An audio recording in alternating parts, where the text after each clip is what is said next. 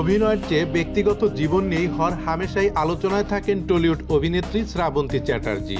বিশেষ করে তার প্রেম, সংসার, বিচ্ছেদের খবর নিয়মিত সংবাদের শিরোনাম হয়। আলোচনায় থাকা এই অভিনেত্রী 2003 সালে পরিচালক রাজীব বিশ্বাসকে প্রথম বিয়ে করেন এবং 2011 সালে তাদের বিচ্ছেদ হয়। এরপর 2 বছর প্রেম করে 2017 সালে বিয়ে করেন মডেল কিষেন ব্রোসকে এবং 2019 সালের জানুয়ারিতে এসে সে সংসারও ভেঙে যায়। একই বছরের 19 জুন শ্রাবন্তী বিয়ে করেন জিম টেইনার রোশান সিংকে এবং 2020 সালে আলাদা হয়ে যান তারা। এরপর প্রেমে পড়েছিলেন ব্যবসায়ী অভিরূপ নাগ চৌধুরীর। একই সঙ্গে ছুটি কাটানো, পূজায় ঘুরে বেড়ানো। সোশ্যাল মিডিয়ায় এই নায়িকার প্রতি অভিরূপের আদর মাখা মন্তব্য দেখেই তাদের প্রেমের গুঞ্জন সামনে এসেছিল।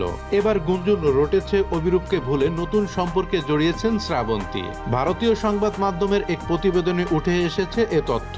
ঐতিহাসিক গল্পে নির্মিত সিনেমা দেবী চৌধুরী রানীতে অভিনয় করছেন শ্রাবন্তী। এর নির্মাতা শুভ্রজিৎ মিত্র।